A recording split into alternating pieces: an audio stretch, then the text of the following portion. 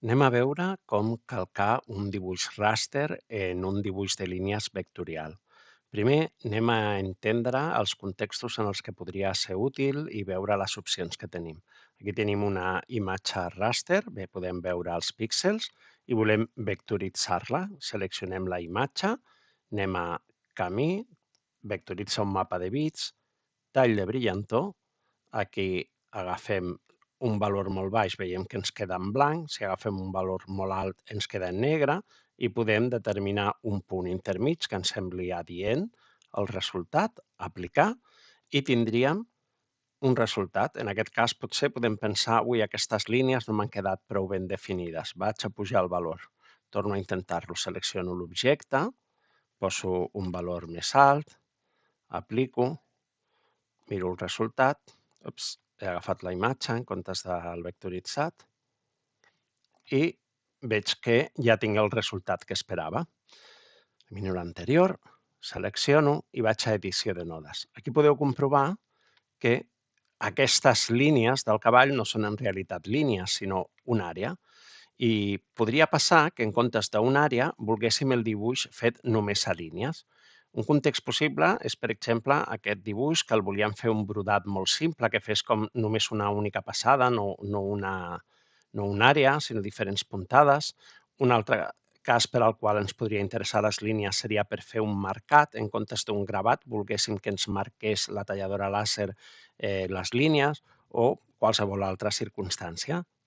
Llavors, com podríem aconseguir aquest dibuix només amb línies? La primera possibilitat és mirar de fer-lo automàticament. I aquí, en comptes de tall de brillantor, fer traçat de centre de línia. Seleccionem l'objecte, apliquem i mirem el resultat que ens ha sortit.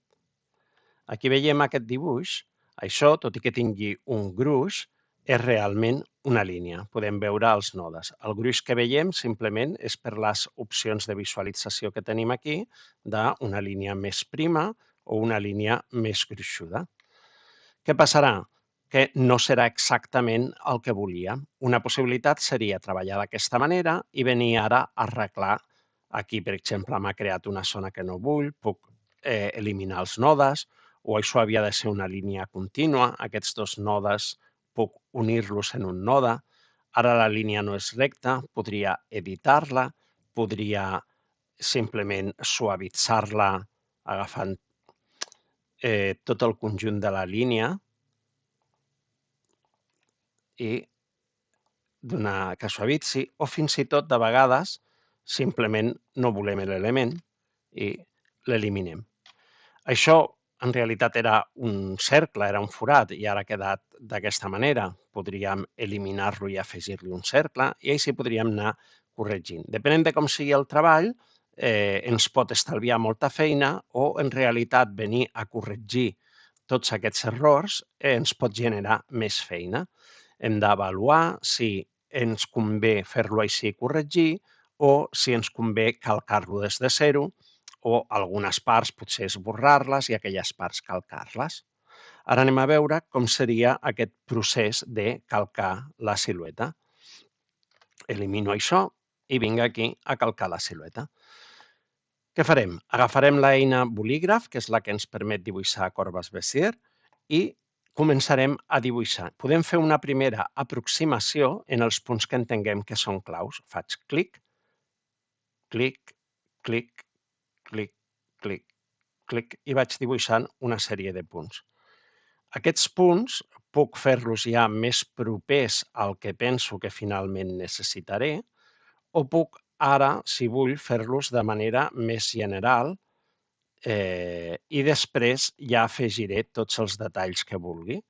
No hi ha cap problema. Podem treballar ja des del principi amb més precisió o amb menys precisió. Ja ho tenim. Ara podem triar una forma de visualització que ens sigui còmoda. Tenint l'objecte seleccionat, podem triar d'aquí un color per farcir tot l'objecte, que si el tenim en 100% d'opacitat, ens taparà la part de baix, però si ho tenim en 50% d'opacitat, o el percentatge que vulguem, aquesta transparència ens pot ajudar a veure el fons.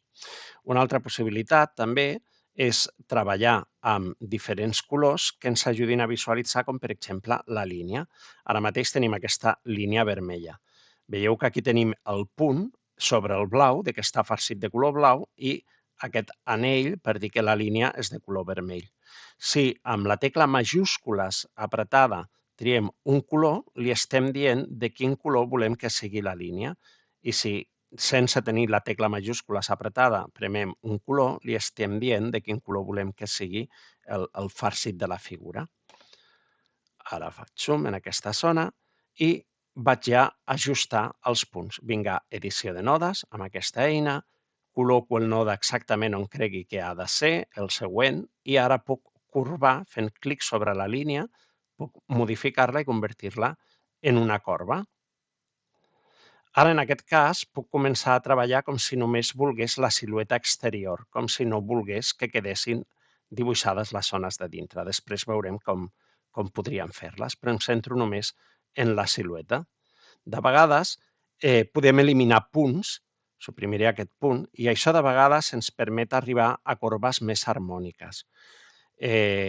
Tenim diferents tipus de punts i aquí tenim diferents tipus d'eines. Aquests rombos o diamants, si fem clic en aquesta figura, tindrem aquest rombo i això ens permetrà que aquesta corba es modifiqui per un costat d'una manera sense afectar l'altra. En canvi, si volem formes més suaus, podem tenir aquestes en les quals hem suavitzat aquesta unió. En aquest cas d'aquí són simètriques, fixeu-vos que els dos tiradors s'apropen i s'allunyen simètricament, tot i que jo toqui un, i que l'angle també queda unit. I, en canvi, en aquesta queda unit l'angle, però puc variar la distància d'un dels tiradors sense que canviï l'altre.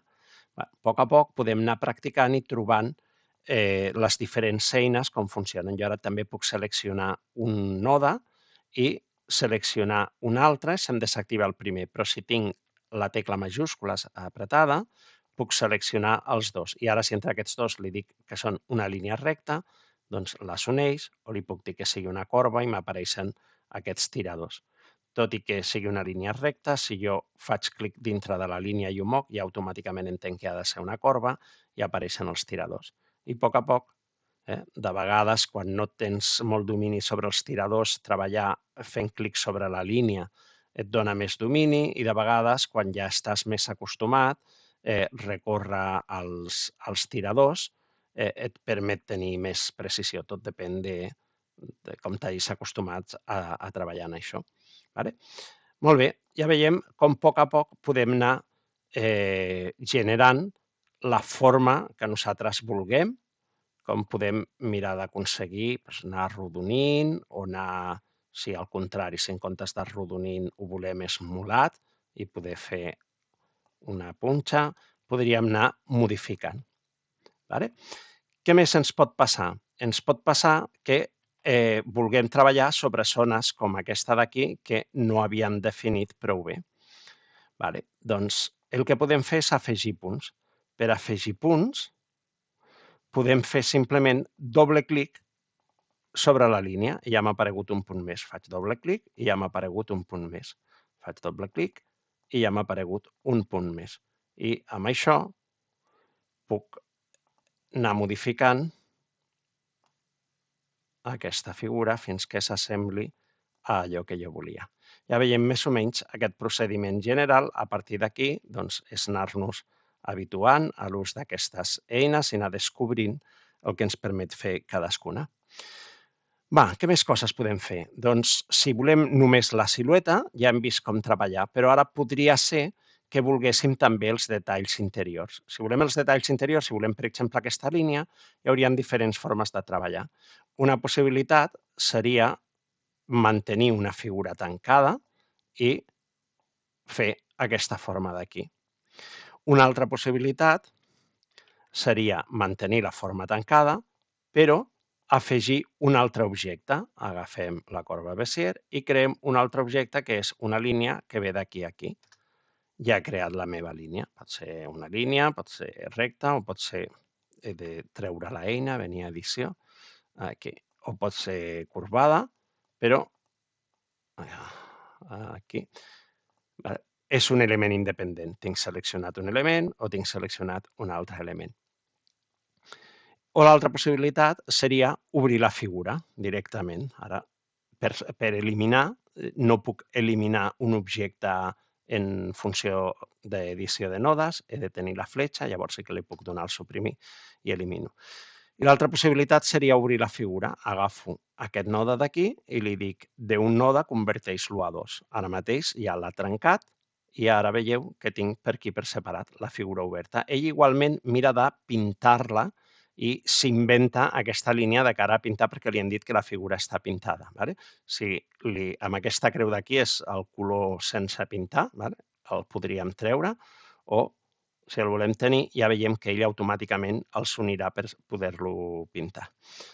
Molt bé, doncs jo ara podria simplement tibar aquest cap aquí i aquest cap aquí. Quedaria oberta la figura. Per segons quines coses ens pot anar bé o ens pot anar malament. Per mi una bona idea és mantenir les figures tancades i crear elements nous en cas de que vulguem afegir coses. I ara aquí posem per cas que volem fer una rodoneta. I aquesta rodoneta, vinc aquí a fer la rodoneta, a més, vull que sigui un forat. Vull que aquí es vegi el que hi hagi al fons, o que quan jo pinti aquesta figura, això no es pinti, que quedin combinats aquests dos elements. Llavors podem fer operacions booleanes. Jo puc venir-me al gestor de capes, veieu que quan selecciono això, venim aquí, si això m'ajuda, jo puc dir silueta cavall, puc reanomenar el nom de les capes i selecciono aquesta i veig que aquesta és el forat del nas. Molt bé, aquesta està per sobre d'aquesta, que és el que m'interessa, per tal de que aquesta la pugui restar a la de baix. He de seleccionar les dues capes. Selecciono aquesta, apreto la tecla majúscules i selecciono aquesta. Ho puc fer des d'aquí o ho puc fer des dels subjectes. Selecciono aquesta, tecla majúscules, selecciono aquesta. I ara vinc a camí i aquí tinc les opcions de unió, resta, intersecció. Si li dono a resta, la que està en la capa superior es restarà a la inferior. Li he restat aquesta forma. Per tant, ara, per exemple, desactivo la capa d'imatge. Això és una altra manera de visualitzar que teniu, a part de jugar amb la transparència, activar o desactivar les capes. Vull veure el dibuix, vull veure com queda una capa, com queda altra. Doncs ja veiem que hem fet un forat, que ara quan pintem o no pintem, aquesta imatge d'aquí ha quedat combinada amb el conjunt de l'altra figura.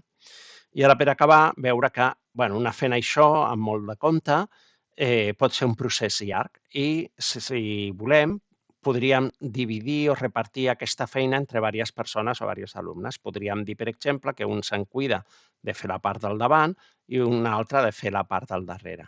Llavors, a tots dos els podríem passar inicialment aquesta part del dibuix del cavall, perquè tots dos calquin sobre el següent, sobre el dibuix, o fins i tot els podríem haver enviat ja o compartit ja el fitxer amb una línia partint de dir, tu fas fins... Espera que faig els dos punts, clic, clic i enter.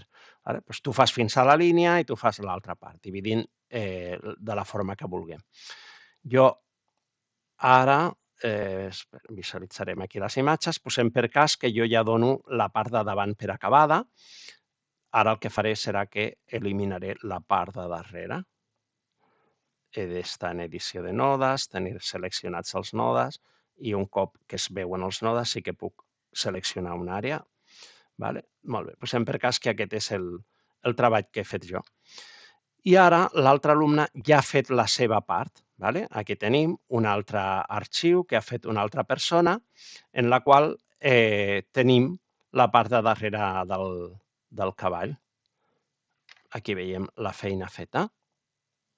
Molt bé, doncs ara el que podem fer és, veieu que, per exemple, està treballat que aquesta és una figura i aquesta és una altra. Tenim alguna línia, aquí tenim alguna altra línia, aquí tenim una altra línia. Doncs podem seleccionar les línies que volem exportar, per exemple, aquestes d'aquí, el cavall no volem, i podem donar a fitxer, exporta, i vindrem aquí i li direm cavall darrere com a SVG de SEM. Ara ja podem tancar aquest arxiu, tancar sense desar, tornem a l'arxiu en el que estàvem treballant i des d'aquí, fitxer, importa i agafem aquest treball, d'acord? Veig que he exportat tot el dibuix i no només la part seleccionada. Quan vas a exportar, fitxer, exporta, aquí li has de dir si vols passar el document, la pàgina, només l'àrea seleccionada. Si quan tenim només uns elements, hem d'agafar aquesta eina per seleccionar, quan tenim aquests elements seleccionats, a veure si em permet, tenim ara això agrupat, potser. Botó dret, desagrupa, ja ho tenim, i ara hem seleccionat només els elements. Doncs selecció, i aquí sí, selecció, exporta com a SVG, i ja exportaríem només la zona seleccionada i no exportaríem també el dibuix del cavall. Ja tenim aquesta part, i ara el que volem és unir aquesta part amb l'altra. Podem apropar-la cap aquí, la col·loquem bé, aprofitant que tenim el dibuix a baix, ja ho tenim. I ara, què volem? Volem unir aquesta part amb aquesta. Seleccionem aquesta part del dibuix, anem a edició de nodes, aquí, i d'entrada partirem aquí. Aquest punt passarem d'un punt a dos. I ara tenim aquesta línia, aquí. Aquest punt d'aquí l'hem partit aquí, ja l'hem partit. Aquest simplement l'elimino, suprimir, i ja tenim aquests punts, els haurem d'unir. Ara vinc a aquesta figura d'aquest costat i també parteixo. Vinc aquí i li dic d'un punt a dos punts. I ja ho tenim també partit, elimino aquest punt. I ara, si amb el majúscules apretat selecciono aquest element d'aquí, ja tenim els dos seleccionats, podem seleccionar els dos i passar de 2 punts a 1. I ara ja me'ls ha combinat. I ara aquí farem el mateix. Aquests 2 punts, seleccionaré els dos, passaré de 2 punts a 1, ja me'ls ha unit, puc ara retocar si cal, recol·locar, canviar l'angle d'aquesta corba.